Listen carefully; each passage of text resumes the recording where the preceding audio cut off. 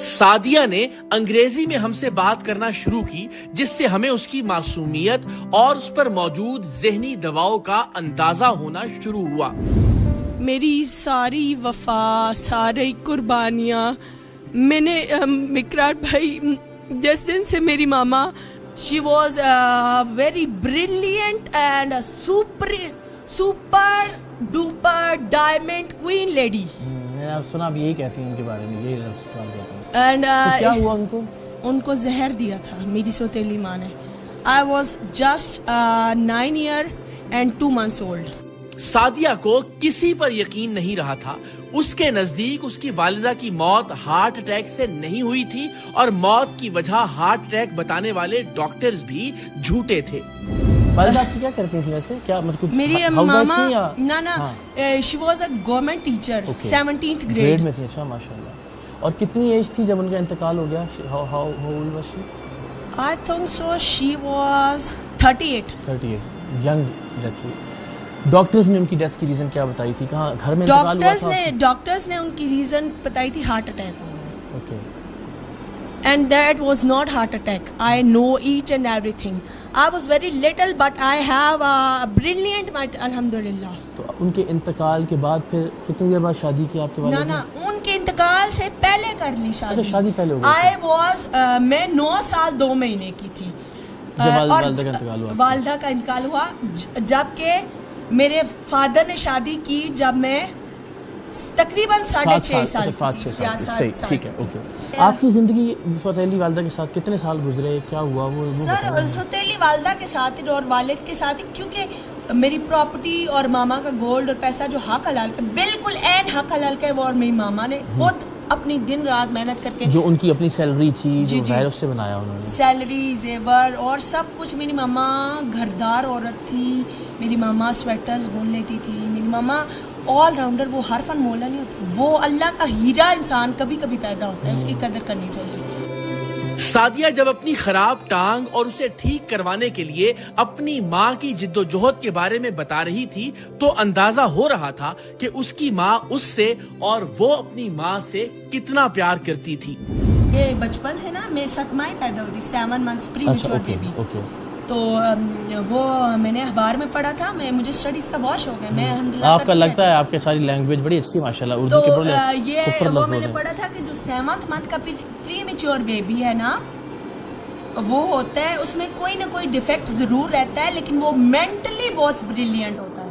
तो ये था कि मेरे दोनों पाँव यूं मुड़ जाते थे। उसके लिए अम्मी मुझे कहाँ नहीं लेके गई, पूरी टांगे बनी आती थी, लाहौर, कसूर, अकेले, इतनी बीमारी के बावजूद उसको कोशिश के, मेरी मामा की कोशिश के ये जो है ये मेरी बच्ची ठीक हो जाए। और ऑपरेशन बचपन में करा देती तो मुझे अभी भी थोड़ा सा डिफेक्ट ना होता, लेकिन अम्मी कहती थी इतनी नाजुक है मेरी बच्ची, मर नहीं ना जाए। इतनी मोहब्बत करने वाली माँ के गुजर जाने के बाद सौतेली माँ का सुलूक सादिया जैसी ज़हीन और हसास बच्ची के लिए नाकाबिले यकीन था। सौतेली माँ उससे घर के सारे काम करवाती, यहाँ तक कि अपने 4 सौतेले बहन भाइयों के बस्ते भी वो अकेली उठाकर स्कूल ले जाती थी। मेरे वालिद के साथ भी सौतेली वालिदा का कोई सलूक अच्छा तो नहीं है।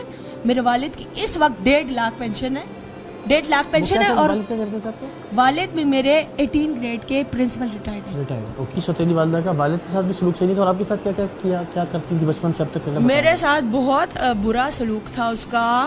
मतलब मैं छोटी सी थी तो वो मुझसे हर काम कराती थी, हर तरह का कपड़े धुलवाना, फर्श धुलवाना, बच्चों के पैम्पर्स, बच्चों का फीडर, बच्चों के कपड़े प्रेस करना। सादिया छोटी सी बच्ची, और वो 4 बैग्स स्कूल सर पे उठा के लेके जाती थी। मैम सादिया थी मेरी, वो मुझे कहती थी बेटा अभी आप वो छोटे से हो, ये आप इतने बोझ। तो मैं कहती थी कोई बात नहीं, मेरे बहन भाई हैं। मैं खुशी से करती थी, इस बात को मैं खुशी से करती थी, और वो सांप निकले। इतनी मोहब्बत और मेहनत के बदले में उसे 4 सौतेले बहन भाई मिलकर पकड़ते और उसके बकौल सौतेली माँ उसके होंठों पर गंदे जूते मारती। आज वो माँ और उनके साथ मिलके मेरे चारों बहन भाई चारों पीस पकड़ते हैं। चारों बहन भाई आपके हाथ पकड़ते हैं बाजू? हाँ। और मारता कौन है? وہ عورت جلاد وہ میرے اونٹوں پہ گندے بوٹ مارتی ہے کھینچ کے, میرے ناک کی ہڈی توڑتی ہے, میری آنکھوں پہ مکے مارتی ہے جس سے میری آنکھوں پہ سویلنگ ہو گئی تھی, میری آنکھیں نکلنے کو آ گئی تھی. پھر میرے سینے پہ بیٹھتی ہے, پھر مجھے پٹاخ کے یہ اتنا ہارڈ فرش ہے اس پہ مارتی رہی ہے وہ. سعدیہ کی ذہانت اور حساسیت کا اندازہ اس بات سے لگائیے کہ اس نے میٹرک میں 88% یعنی 932 نمبر حاصل کیے تھے, اور پھر سوچئے کہ یہ ذہین ترین اور خوبصورت گفتگو کرنے والی لڑکی آج کس حال کو پہنچ گئی تھی. اس نے پھر جب بہت اذیت دینا شروع کی, کیونکہ میں پڑھنے والی بچی تھی اور میں اور پڑھنا یہ چاہتی سمجھیں تھی. اب 9-10 سال سے یہ سلسلہ شروع ہو گیا. جی یہ 9-10 سال سے سلسلہ شروع ہو گیا. اور جب میں میٹرک میں نے دن رات محنت, کیونکہ دن کو میں کام کروں, ساری رات کو بھی میں کام کرتی ہوتی تھی. پھر میں جو ہے تھوڑا میرا برین تیز تھا, تو میں رات کے ٹائم پتہ ہے آپ کو جو بچہ پڑھتا ہے وہ اس کے ذہن میں پڑے رہتی ہے.